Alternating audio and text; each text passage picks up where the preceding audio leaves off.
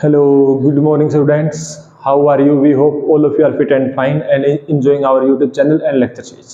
जैसे कि बेटा आप सबको पता है कि हम 12th फिजिक्स का चैप्टर फर्स्ट इलेक्ट्रोस्टैटिक्स का जो पहला पार्ट है चार्ज एंड इलेक्ट्रिक फील्ड उसकी हम बेटा प्लेलिस्ट ऑलरेडी कंप्लीट कर चुके हैं। आज हम बेटा जो इलेक्ट्रोस्टैटिक्स चैप्टर का हमारा सेकंड पार्ट है इलेक्ट्रिक पोटेंशियल एंड कैपेसिटेंस वो बेटा स्टार्ट करने जा रहे हैं।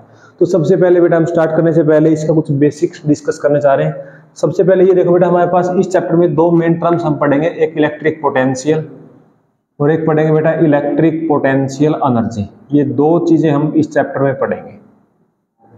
ये वर्ड बेटा है पोटेंशियल, ये आप इसको ऐसे लिख लो EN पोटेंशियल। क्लियर। अब सिंपली एक चीज समझो, ये हमारे पास एक Q चार्ज है, ठीक है। इस चार्ज की वजह से हम इस पॉइंट पर electric potential energy find out करना चाह रहे हैं या इलेक्ट्रिक पोटेंशियल फाइंड आउट करना चाह रहे हैं। दोनों टास्क हमें इस चैप्टर में कंप्लीट करने हैं। अब उसके लिए हम ऐसा समझते हैं कि बेटा ये हमारे पास कोई एक चार्ज है Q डैश, जो हमने जिस पॉइंट पे रखा हो उसको हम कहते हैं A पॉइंट या उसकी पोजीशन A है। अगर हम बेटा इस Q डैश चार्ज को इस साइड मूव करवाएं, मान लो हम इस Q डैश चार्ज को उठा के Q डैश B पॉइंट तक ले आए इस चार्ज को, मीन्स यहाँ पर हमारे पास एक चार्ज था, यहाँ एक चार्ज है। ये चार्ज बेटा उसको अट्रैक्ट करेगा या रिपेल करेगा? पहले ये देखो, ये चार्ज हमारे पास क्या है? Q कैसा है? पॉजिटिव। और ये भी कैसा बेटा? पॉजिटिव। पॉजिटिव है तो ये रिपेल करेगा तो बेटा ये इसके ऊपर इस डायरेक्शन में फोर्स लगाएगा F इलेक्ट्रोस्टैटिक फोर्स। मीन्स ये चार्ज इस चार्ज को रिपेल कर रहा है, लेकिन हम फिर भी इस चार्ज को आगे लेकर आए तो हमें काम करना पड़ेगा। क्योंकि ऐसे समझो, अब हमें कोई रिपेल कर रहा है और हमें फिर भी आगे की तरफ आना है तो बेटा हमें एक्स्ट्रा फोर्स लगाना पड़ेगा या हमें वर्क डन करना पड़ेगा, ठीक है। तो हमें किस डायरेक्शन में फोर्स लगाना पड़ेगा? एक्सटर्नल, इस डायरेक्शन में एक्सटर्नल फोर्स लगाना पड़ेगा। और एक्सटर्नल फोर्स लगाने से हमारी पोजीशन A पॉइंट से B पॉइंट पर आ गई, ठीक है। तो बेटा हमें कुछ ना कुछ काम करना पड़ा। ये काम हुआ क्या? Work done. अब इस काम के करने से क्या हुआ है बेटा? हमने दो टाइप की एनर्जीज पढ़ी है +1 क्लास में, काइनेटिक एनर्जी और पोटेंशियल एनर्जी। काइनेटिक एनर्जी क्या था? जब मोशन में चेंज होता है, जब स्पीड में चेंज होता है। और पोटेंशियल एनर्जी क्या था? जब पोजीशन में चेंज होता है। अब यहाँ एक देखो, हम Q डैश चार्ज को इस पॉइंट तक लेकर आए हैं। अब ऐसे समझो इस बात को, अगर इस साइड इलेक्ट्रोस्टैटिक फोर्स 5 न्यूटन है, अगर हम 5 न्यूटन फोर्स इस साइड लगा दें तो क्या कोई नेट एक्सेलरेशन आएगा? नेट एक्सेलरेशन नहीं आएगा। नेट एक्सेलरेशन नहीं आया मतलब वेलोसिटी नहीं है, मतलब वेलोसिटी में चेंज नहीं है। मींस हम चार्ज को ऐसे लेकर आ रहे हैं, चार्ज को कोई काइनेटिक एनर्जी प्रोवाइड नहीं कर रहे हैं, ठीक है। अब चार्ज को इस साइड लेकर आ रहे हैं, काइनेटिक एनर्जी में कोई चेंज नहीं हो रहा, लेकिन हमने वर्क डन किया बेटा। वर्क डन या तो काइनेटिक एनर्जी में चेंज करता है या पोटेंशियल एनर्जी में चेंज करता है। यहाँ हमने उसको काइनेटिक एनर्जी नहीं दी, एक चार्ज को यहाँ से यहाँ ले आए तो बेटा सिर्फ क्या चेंज हुई है? पोजीशन चेंज हुई है। तो किस में चेंज आया है? ये work done, change in potential energy. इसने क्या किया? पोटेंशियल एनर्जी में चेंज किया, ठीक है।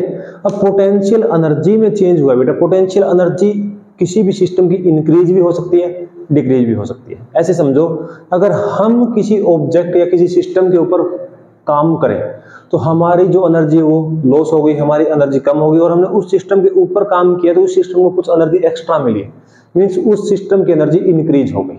अगर सिस्टम के द्वारा वर्क किया जाए तो सिस्टम ने खुद ने वर्क किया तो बेटा सिस्टम की कुछ एनर्जी कम हो जाएगी।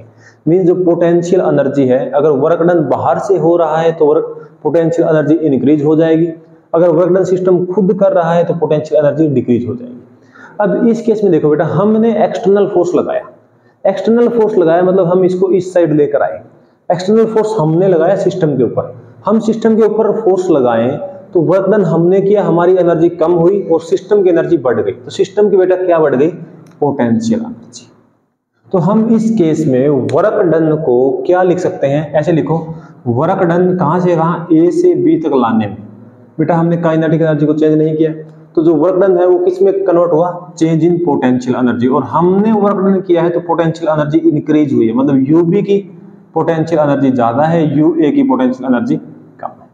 तो ये है हमारे पास work done to move a Q charge from point A to point B is called as potential, ये बेटा क्या है, पोटेंशियल एनर्जी बी पॉइंट की, पोटेंशियल एनर्जी ए पॉइंट की, और इस कंप्लीट को हम क्या बोलेंगे, पोटेंशियल एनर्जी डिफरेंस।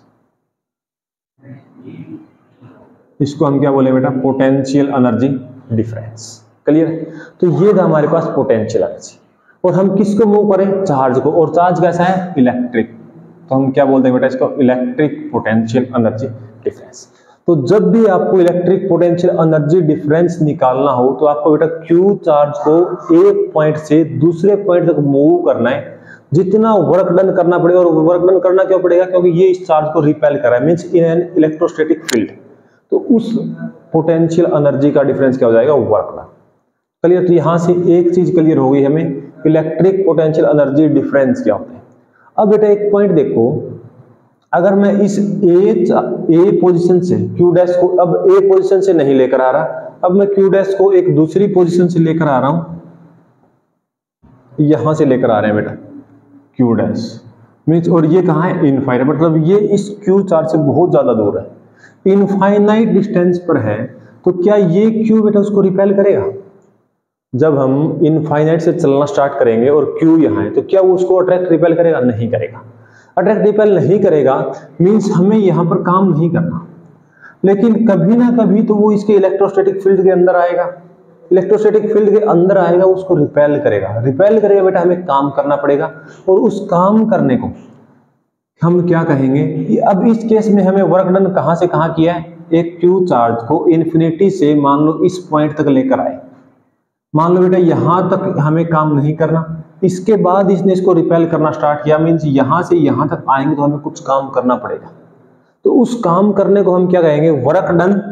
चार्ज को कहां से कहां लेकर आए, इन्फिनिटी से बी पॉइंट तक, तो वो भी बेटा क्या आएगा, उन दोनों पॉइंट के बीच का पोटेंशियल एनर्जी में चेंज किया हुआ है, और पोटेंशियल एनर्जी में चेंज क्या आएगा, U B minus U infinity.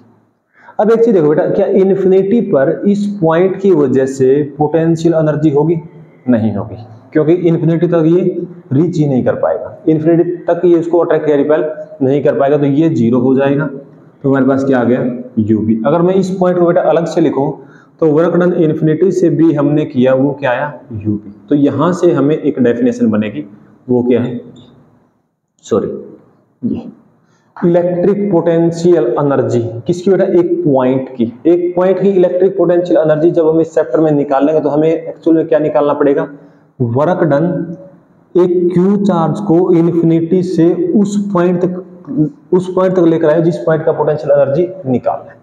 तो बेटा यहां से अब तक हमने दो डेफिनेशंस या दो टॉपिक्स जो हम जहां से हम कंसेप्ट स्टार्ट करेंगे वो हमने सीख लिया। इलेक्ट्रिक पोटेंशियल एनर्जी डिफरेंस क्या है, एक क्यू चार्ज को एक पॉइंट से दूसरे पॉइंट तक मूव करने के लिए जो हमने वर्क डन किया, और वर्क डन किया क्यों, due to electrostatic field of this charge, या आप कह दो electric repulsion of this charge, उसकी वजह से जो हमने काम किया वो क्या है, पोटेंशियल एनर्जी डिफरेंस। और अगर हम उसी क्यू चार्ज को इन्फिनिटी से उस पॉइंट तक लेकर आए तो बेटा हमने जो काम किया, जो वर्क डन किया, वो क्या है, electric potential energy of a point. Means ये क्या है, इलेक्ट्रिक पोटेंशियल एनर्जी ऑफ। अब यहाँ पे बेटा यहाँ तो दो पॉइंट है तो डिफरेंस, और यहाँ एक पॉइंट है तो ऑफ ए पॉइंट। तो आई होप बेटा ये क्लियर होगा, ठीक है। अब हम थोड़ा और आगे चलते हैं। अब हम थोड़ा और आगे चलें तो अब हमारे पास बेटा दो टर्म्स आती हैं इलेक्ट्रिक पोटेंशियल की। इलेक्ट्रिक पोटेंशियल के केस में यही करना है हमें। अब आप एक चीज समझो कि ये फॉर्मूला बेटा आपको ध्यान रखना है, इस फॉर्मूले से हमारा काम चलेगा आगे। अब एक चीज देखो, अगर हम क्यू डैश चार्ज की वैल्यू 1 कूलम कर दे, +1 कूलम, बेटा 1 को फिजिक्स में क्या बोलते हैं, यूनिट, प्लस को पॉजिटिव, मींस अब हमारे पास क्यू डैश नहीं बोलेंगे, क्या बोलेंगे, यूनिट पॉजिटिव चार्ज। मींस अब हम बेटा किसको मूव करवा रहे हैं, यूनिट पॉजिटिव चार्ज को।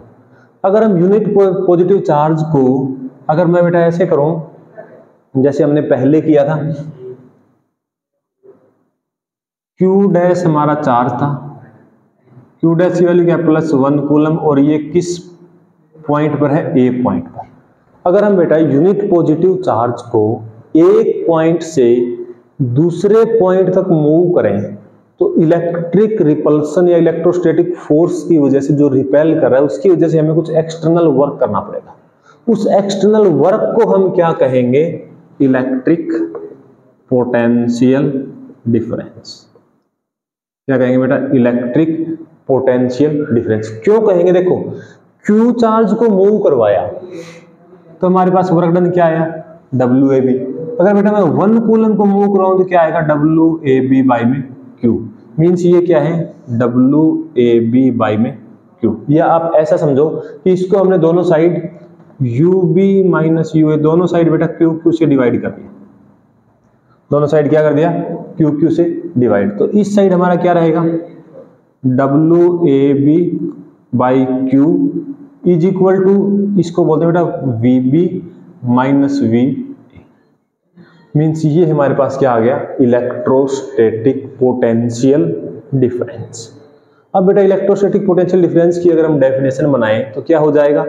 एक Q नहीं है, Q की जगह पे हम किसको मूव करा रहे हैं? Unit positive charge. मीन्स एक यूनिट पॉजिटिव चार्ज को मूव करवाएं एक A पॉइंट से दूसरे B पॉइंट तक, तो जितना वर्क डन किया उस वर्क डन का नाम क्या है बेटा? इलेक्ट्रिक पोटेंशियल डिफरेंस या इलेक्ट्रोस्टैटिक पोटेंशियल डिफरेंस। तो ये हमारे पास क्या बन गया?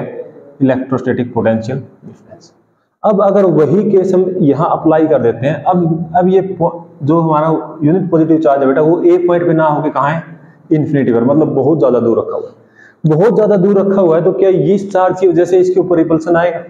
नहीं आएगा। रिपल्सन नहीं आएगा तो हम ये कह दें बेटा W, अब हमने कहां से कहां मूव किया? इन्फिनिटी से B पॉइंट तक।